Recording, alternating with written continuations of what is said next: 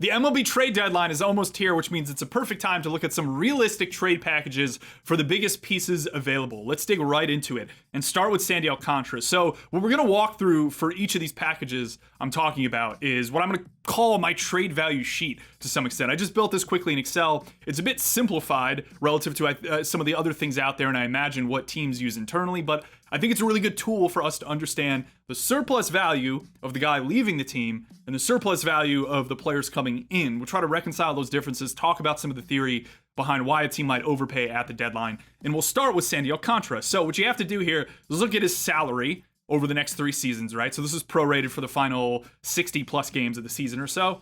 And then his next 2 seasons, I'm applying a discount rate to 26 and 27, just basic time value of money. Dollar today is not worth that exact same amount, say, in a year's time. So I'm using an 8% discount rate to pull down 2026, 2027 salaries, try to think in now terms. And I'm doing the same thing with his WAR projection as well. So this season, rest of the season, he's projected just over 1 WAR. You look at 2026, he's projected 3 WAR, same with 2027. But what I'm doing is basically adding an uncertainty factor here. Again, I'm trying to reconcile it all to right now. So by adding a discount rate to the WAR itself, we bake in the possibility of like a relapse in his Tommy John, anything crazy along those lines. Teams probably get very specifically into these risk factors. I'm not going to get too deep into there, so I'm applying that same 8% discount rate on the WAR.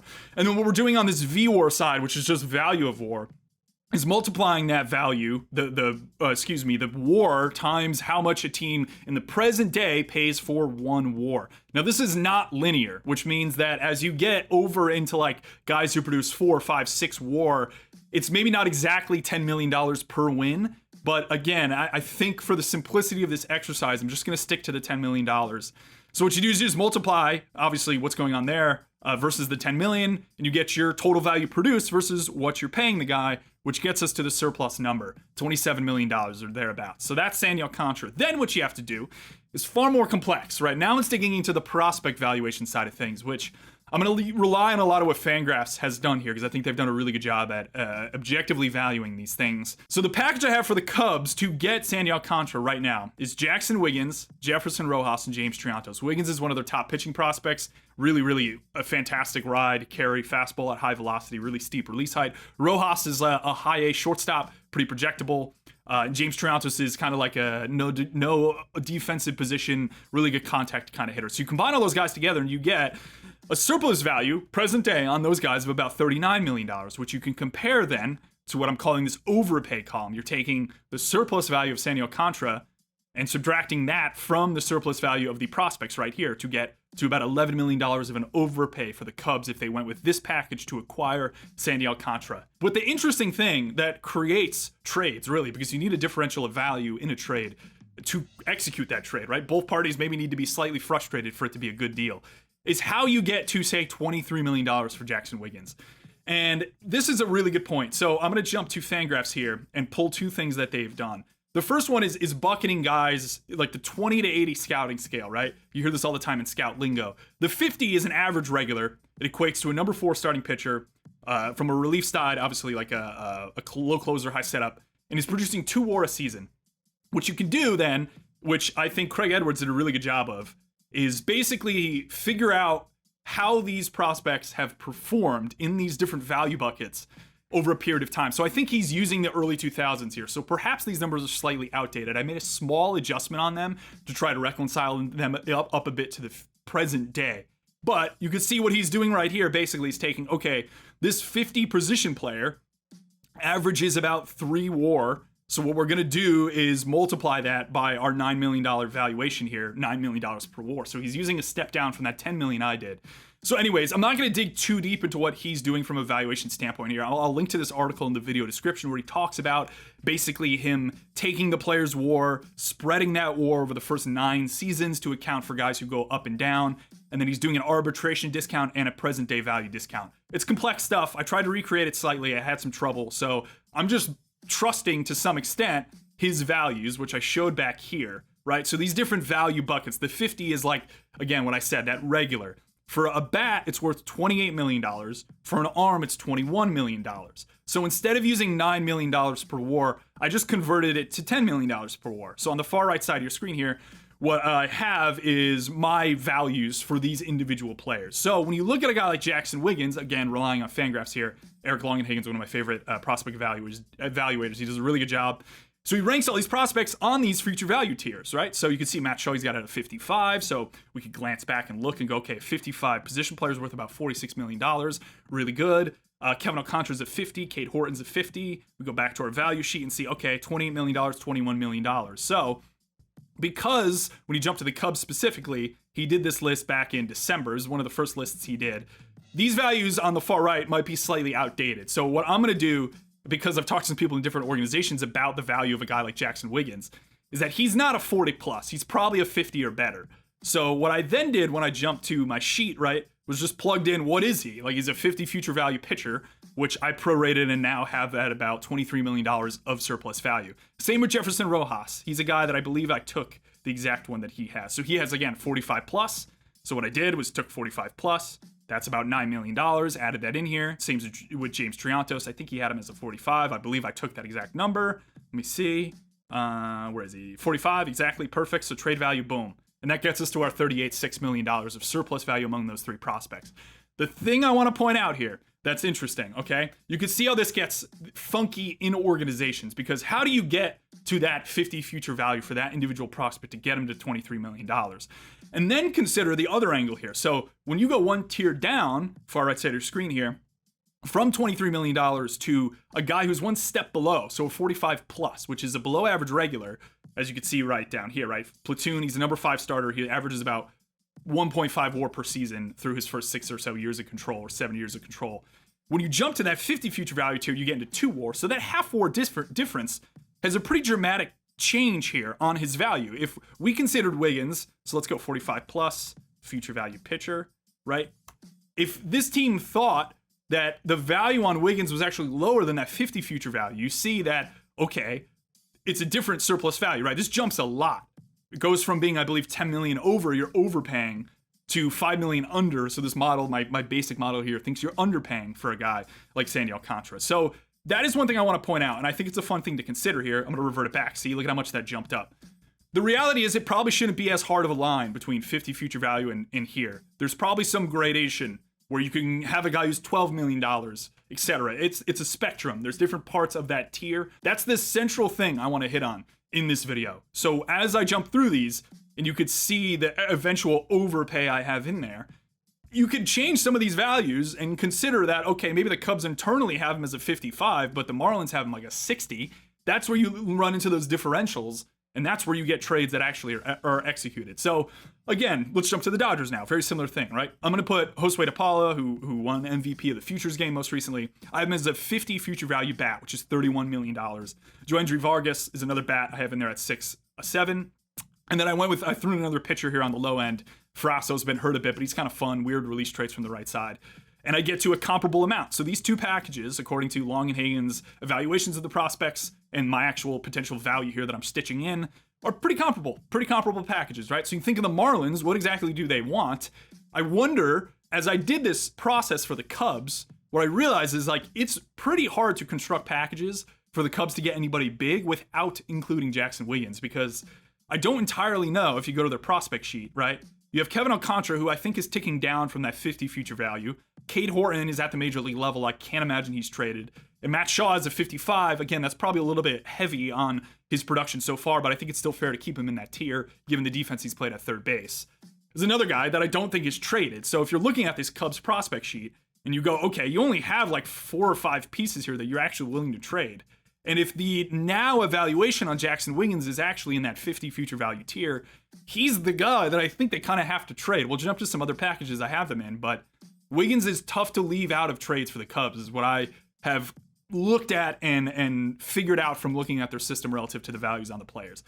The other thing to think about, the Marlins probably want a bat, is my understanding. I don't necessarily think they're a team that's going to try to acquire 3 pitching prospects. I think their pitching is actually pretty decent. They have some fun arms, Robbie Snelling, variety of other guys. You know, we'll see if they trade Edward Cabrera. Maybe they want to backfill on that side, but they brought in a lot of new pitching brass there that makes me wonder whether they are targeting more of a bat. You know, they don't have a lot of, let's say, high A above bats that are immediate impact, which pushes me to the Dodgers potentially giving up Josue de Paula in 2 smaller pieces to get Sandy Alcantara back. But again, think of this. So 55 bat jumps, right? 50 to 55 on the bat goes from 31 to 51. So if the Dodgers internally value Josue as that, right, that jumps it to $51 million, in which case, if you knock out both these guys, it's still an overpay relative to Sandy Alcantara in terms of the value. And it's also a better package, you could argue, than Wiggins, Rojas, and Triantos. Now, spreading risk, etc., that's another thing to consider as an organization. But that's just something to consider here. Again, those subtle valuation jumps between tiers for prospects, I think, can have massive impacts on like the value equation you're creating as an organization to acquire a given player. The Mets package, I try to construct something pretty similar again to what the Dodgers had here. I just changed out, I think. I went with another bat. Tidwell, I went with a better pitcher here, so it changed the value slightly. So Carson Bange was their first round pick last year. He looks pretty good. 50 future value bat. That's a 2-WAR player. You know, average regular, looks pretty good. I think he's a corner outfielder. The underlying data looks pretty great with him. Tidwell's kind of like a tweener pitcher. He probably sits in this, again, number 5 area. There's an up arrow on him slightly to say that maybe he becomes a 4. It's around that 1.5 WAR value. He's about $6.7 million. And then Jesus Baez, I think I threw in just another a flyer bat there to even out the money slightly and make it even among those relative to Sandy Alcantara's surplus value.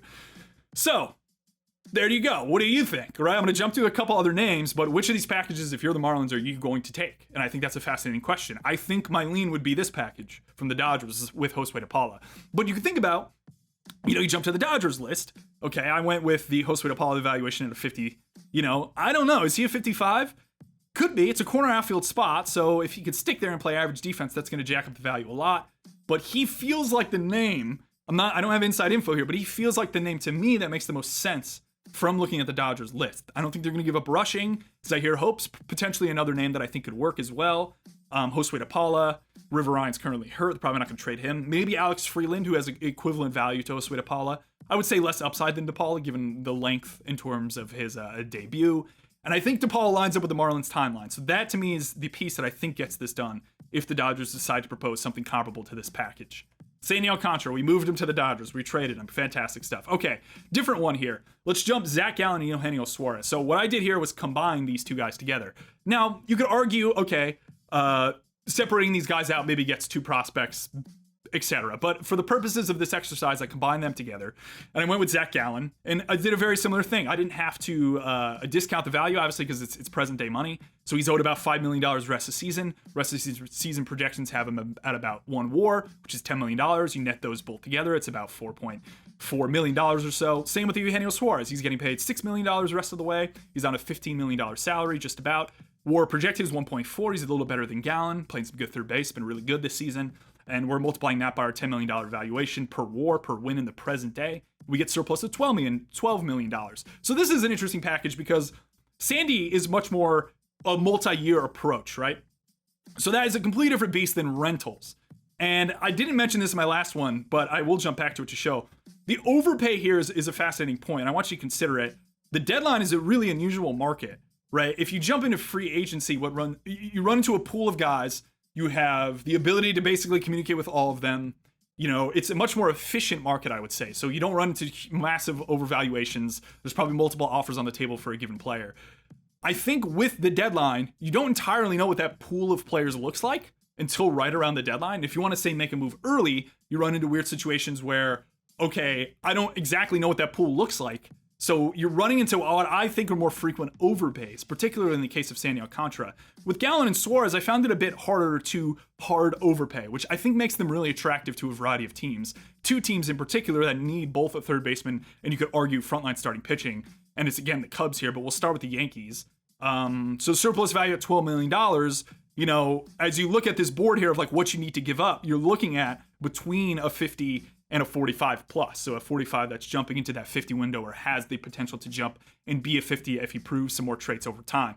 So that's not nearly as much as Sandy Alcantara in terms of the package you're giving up there, which are basically 3 guys who will have some impact. We'll say 2 that have an impact in a flyer third. This one is much more like, okay, if the Diamondbacks want arms, I think it makes a lot of sense to go to the Yankees with Elmer Rodriguez Cruz, big extension, really deep mix. He looks pretty fantastic. Fangraphs has him as, let me see here. as a 45. I ticked him up to a 45 plus. The same with Ben Hess. They had him as a 40 plus. I think he's already a 45. And I believe this list was done, and I'm looking at the Mets one, sorry, in January, early January. So I would argue, Longenhagen's not immediately updating these valuations, but he's spot on. I'm taking both those guys up a bit for the value to work. 6.7 mil and 4.5 mil. There's just more variance in pitching long term, which is why their value is slightly lower at the same tier for a given hitter. And historically, again, how Craig Edwards has looked, pitchers slightly underperform in terms of total value, on the projection side. So this is almost an even. It's a $1 million underpay. If the D-backs want to go after two arms here, Ben Hess was their an Alabama dude, comps to Gavin Williams, big fastball. So if they want two arms here, right? Good. Some variance in these guys. They're both probably a year or two away, but they can really stock up their farm system from an arm standpoint, especially with some of the pitching minds they brought in Arizona, and go with those two guys. The alternative is to go with two guys from the Cubs who are bats, let's say. These guys are basically in the major leagues right now. And the odd thing with the Cubs is that both these guys are blocked, basically. Jonathan Long, right-handed bat at first base. Perhaps you could slot him in over Justin Turner at the major league level. Owen Casey's basically a strong side platoon outfielder with a ton of juice. Maybe there's potential for him to be an everyday regular, but that's why he's the 45 plus here, right? Jumping up into that 50 area as opposed to just a flat 45 bat. But both these guys can probably help the Diamondbacks now. Jonathan Long, right-handed bat from first base. I believe Naylor is up at the end of the year. And then Owen Casey, corner outfield spot for them, I think makes a lot of sense in adding some big power to the lineup to potentially replace a guy like losing Naylor. So you add these two guys, and you get a slight overpay at $3 million. So this is a little more even. These rentals, I think, will be more on par in terms of needing an overpay, like the San Alcantara one. But those are the two packages I had. Same question again, if you're intrigued here as a fan of either of these teams, would you give up these two players in order to get Gallen and Suarez, as I will do for our last package here, which is Joe Ryan. Again, this is a fun one because it's Jhoan and Jhoan Duran. These guys are really good. I don't entirely know whether the Twins are going to trade them, so I went with multiple packages here. I have 4 in here. And I tried to create some more variance between the packages to show you what it would take to get like one of the big dog prospects, a 55 plus guy, where we have them valued at $37, $51 million, into the 60 area. I think that's what it's going to take if a team would try to acquire both Duran and Ryan. And same idea. These guys are controlled, each of them, for the next 2 seasons. We're going to present value their salaries, present value their WAR projections. Again, I'm just using Fangraphs there, multi-year projection. I think that zips $10 million per WAR. So yeah, this is getting chunky, right? You're paying them $42 million and you're getting about $85 million of value. So we run into the highest surplus value that we've had in any of these packages at $43 million. Now, the Twins, I believe, have said that they need to be probably blown away with a package to get these guys. So I'm not even sure if the packages I have over here are going to blow them away, but it's an example. It gives you an idea of what's going on here on the Phillies side. Makes a lot of sense for the Phillies. You get another frontline arm. Maybe they have some other arms that are expendable, a Mick Abel, etc. I believe Suarez is a free agent this offseason, so they lose a guy, pick up Joe Ryan for the next couple years. He's probably one of the top 2 starters, 3 starters in that rotation. Aiden Miller is the biggest name I've tossed on here. So Longenhagen has him as a 55 future value bat. Really strong. So that's going to give us value of $51 million.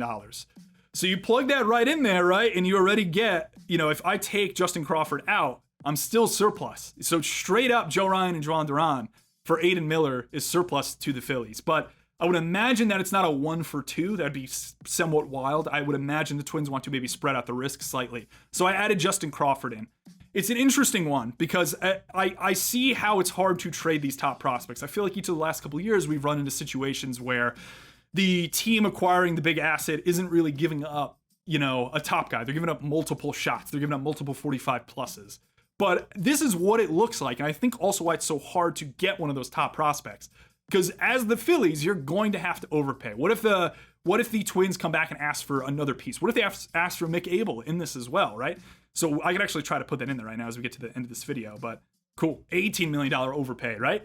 So if they came in and said, we want Aiden Miller, Justin Crawford, and Mick Abel, this is what the Phillies have to look at and go, okay, are we willing to give up another close to $8 million of surplus value to throw in Mick Abel as well? Now, if the Phillies value him as a 50 future value, you can see how this starts to get into a really big overpay here where you're $35 million up. He's probably maybe somewhere in the middle. So let's say he's like 13 mil.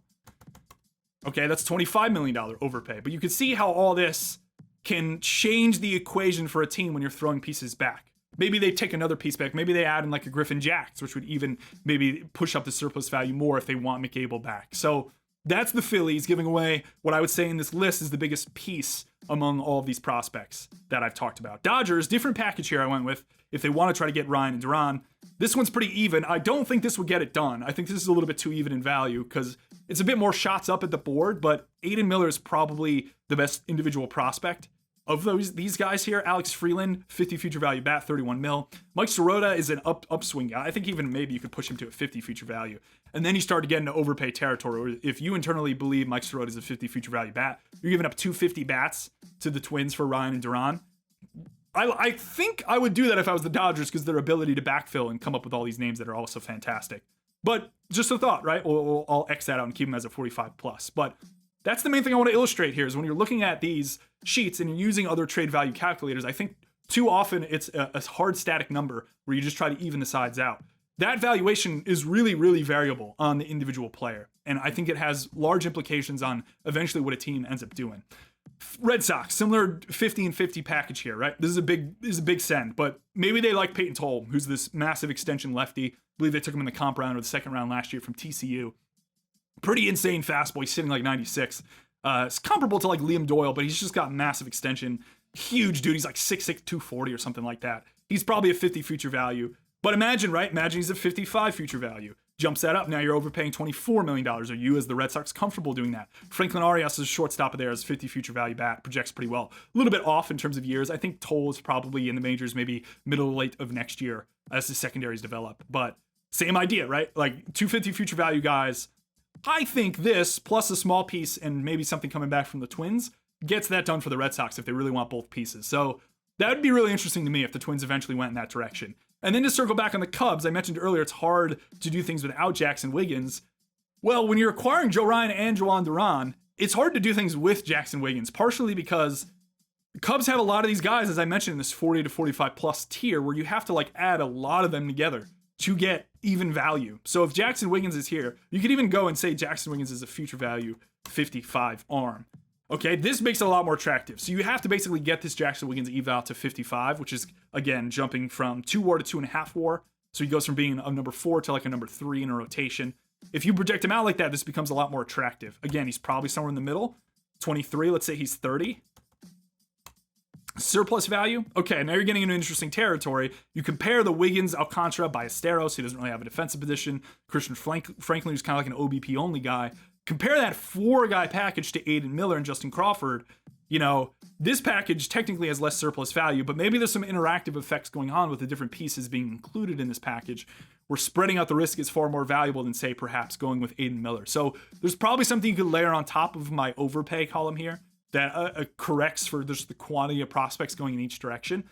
But anyways, I thought this was a really good exercise to just run through and talk through some names, and I think it does a really good job, and as I hope I emphasized it throughout the video, of how prospect evaluations can change in terms of the value going back to the team, and how maybe the team internally and the team acquiring the guy have different valuations on that guy. That is probably where you run into differentials, right? So those differentials and valuations are really important, I think. And that's the main thing I want to emphasize as we go into the deadline here, is how important that valuation is relative to one another and how that can create trades and help reconcile these surplus value differences. Hope you enjoyed this. This was fun for me to think through because I don't really do too much valuation stuff. Again, I understand there's probably some error in what I'm doing. Shout out to the guys at Fangraphs for all their work. I thought their prospect list was great. Long and Hagen's the man, and definitely subscribe. And I think it's $30 or $60 a year to get full premium access at Fangraphs, ad-free, etc. And they do awesome work, so I definitely recommend that. And thanks for watching this video. Good luck at the deadline to your team if they choose to acquire players.